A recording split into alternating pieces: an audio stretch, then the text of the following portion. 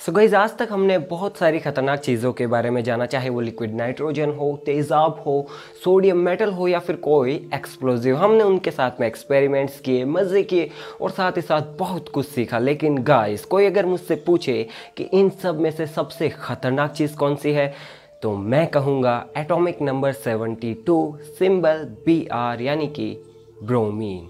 So guys, आज हमारे पास है दुनिया की सबसे खतरनाक चीज़ों में से एक, ब्रोमीन। तो शुरू से लेकर एंड तक इस वीडियो को पूरी ज़रूर देखिएगा, क्योंकि अधूरी नॉलेज हमेशा ख़तरनाक होती है। और ये मत पूछिएगा कि मैं इसे कहाँ से लेके आया, हमारे पास इसका लाइसेंस है। हमारे तो खून में ही टाइटेनियम है, आप ऐसा कुछ भी घर पे करने की कोशिश मत कीजिएगा। ऑलराइट गाइस, तो ये जो चीज़ आप देख रहे हैं, इसी के अंदर है ब्रोमीन। तो चलिए इस ब्रोमीन को बाहर निकालते हैं।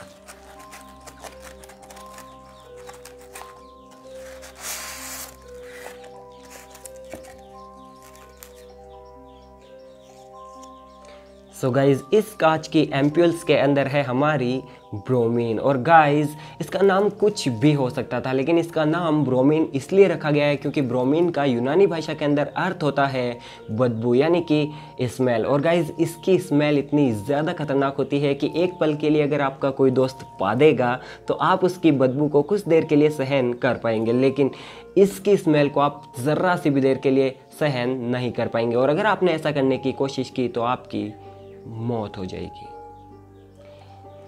इसीलिए इसका नाम रखा गया है ब्रोमीन। और गाइस, सबसे कमाल की बात यह है कि ये दुनिया के अंदर इकलौती एक ऐसी अधातु है जो कि नॉर्मल टेम्परेचर के ऊपर भी लिक्विड स्टेट के अंदर एग्जिस्ट कर सकती है। और गाइस, ये इतनी ज़्यादा खतरनाक है कि इसकी अगर एक बूंद भी आपकी स्किन के ऊपर गिर जाए तो ये आपके स्किन टिश्यूज़ को पूरी तरीके से डैमेज कर देगी।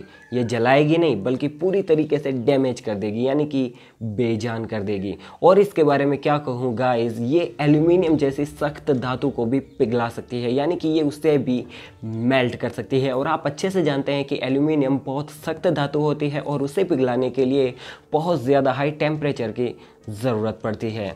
और गाइस, आप इस बात का अंदाज़ा इस चीज़ से लगा सकते हैं कि मैंने अपना रेस्पिरेटर और आंखों पे गोगल्स लगा रखे हैं, ताकि वीडियो बनाते समय ये गलती से भी मेरे हाथ से गिर जाए तो मैं फटाफट से अपना रेस्पिरेटर अपने चेहरे पे लगा लूँ, आंखों को गोगल से ढक लूँ और यहाँ से बाहर निकल जाऊँ। तो आप सोच सकते हैं कि ये कितनी ज़्यादा खतरनाक है।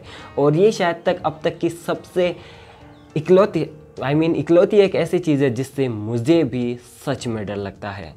और गाइज़, इतना सब कुछ होने के बावजूद भी ये बहुत ही खूबसूरत चीज़ है। इसके अंदर से निकलने वाले वेपर बहुत ज़्यादा खूबसूरत दिखाई देते हैं। और गाइज़, इसकी सबसे कमाल की बात एक और ये भी है कि आप इसे किसी भी ढक्कन बंद कंटेनर के अंदर नहीं रख सकते, यानी कि ऐसा कोई बोतल या फिर ऐसी कोई चीज़ जिसके ऊपर ढक्कन लगता हो, आप उसके अंदर इसे बंद करके नहीं रख सकते हैं। ये कितना भी टाइट आप ढक्कन को क्यों ना लगा दें, उसके अंदर से लीक कर जाएगी और सारी ब्रोमीन हवा में उड़ जाएगी। इसीलिए इसे इन कांच की एम्प्यूल्स के अंदर रखा जाता है और पूरी तरीके से सील्ड कर दिया जाता है, ताकि ये कहीं से भी लीक ना हो पाए। और गाइज, भले ही ये कितनी भी खतरनाक क्यों ना हो, हमारे भी खून में टाइटेनियम है, तो इसके साथ में एक रिएक्शन तो ज़रूर बनती है। तो गाइज, चलिए इस ब्रोमीन को एल्यूमिनियम के साथ में रिएक्ट करा के देखते हैं और फिर देखते हैं कि क्या होता है।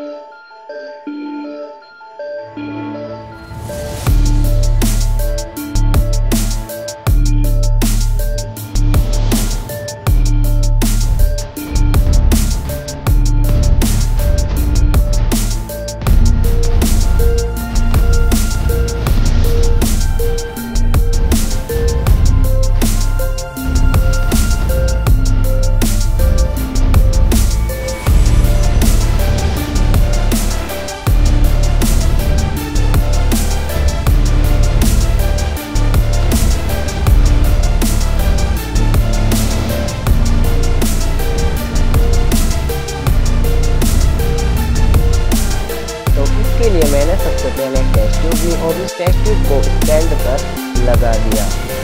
फिर मैंने प्लायर की सहायता से ब्रोमीन एम्प्यूल के ऊपर के हिस्से को तोड़ दिया, ताकि मैं उसके अंदर से ब्रोमीन को बाहर निकाल सकूं। फिर मैंने टेस्ट ट्यूब में ब्रोमीन को डाला और आप देख सकते हैं कि इसका रंग कुछ लाल जैसा दिखाई देता है, जबकि असल में ये ब्राउन कलर है।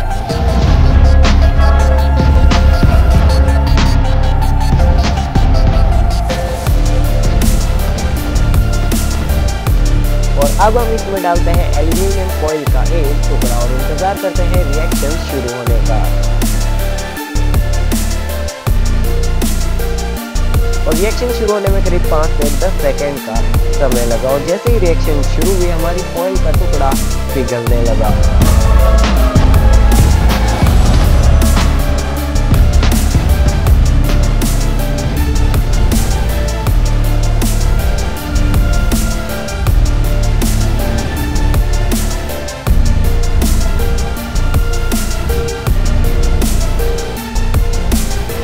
देखते ही देखते सारा एल्यूमिनियम पिघल कर टेस्ट ट्यूब के पैने पर जमा हो गया। रोशनी ज़्यादा होने की वजह से पिघलता हुआ एल्यूमिनियम कैमरे में साफ साफ दिखाई नहीं दे रहा है, पर खुली आंखों से आप इसे बिल्कुल साफ साफ देख सकते हैं। और आप अगर क्लियरली इसे देखें तो आप इस चीज़ का अंदाज़ा लगा सकते हैं कि हमारी टेस्ट ट्यूब के अंदर का टेम्परेचर कितना ज़्यादा हाई होगा, जिसने एल्यूमिनियम को भी पिघला दिया है। और पिघलने के बाद हमारा एल्यूमिनियम धर धर धर जलने लगा और जलने की वजह से निकलते हुए इस धुएं को आप बड़ी आसानी से देख सकते हैं कि इस रिएक्शन के अंदर कितना सारा धुआं बाहर निकल रहा है।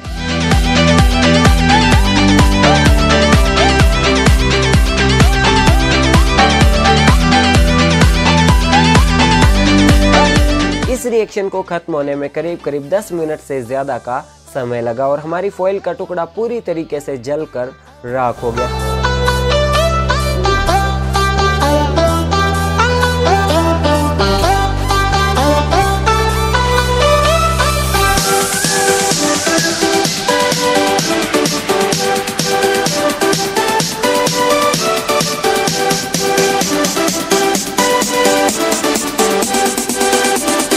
मैंने एक और एल्यूमिनियम फॉइल का टुकड़ा इसी टेस्ट ट्यूब के अंदर डाला, लेकिन पिछले वाले टुकड़े की तरह ये फॉइल का टुकड़ा भी जलकर राख हो गया। फिर मैंने करीब करीब 1 घंटा इंतज़ार किया ताकि हमारी टेस्ट ट्यूब पूरी तरीके से ठंडी हो सके। और जब ये ठंडी हो गई तो मैंने इसके अंदर पानी डाला, तो अब आप देख सकते हैं कि हमारे एल्यूमिनियम पूरी तरीके से जल चुका है और अब ये सिर्फ राख के रूप में बचा है। फिर मैंने इसी एक्सपेरिमेंट को एक बार फिर से करने की सोची ताकि मैं आपको पिघलते हुए एल्यूमिनियम को क्लियरली दिखा सकूं, लेकिन गलती से कुछ ब्रोमीन मेरे ग्लव्स और कपड़ों पर गिर गई, तो मुझे इस एक्सपेरिमेंट को यहीं पर ख़त्म करना पड़ा। और सुरक्षा के पूरे इंतज़ाम होने के कारण मुझे किसी भी तरह की हानि नहीं हुई।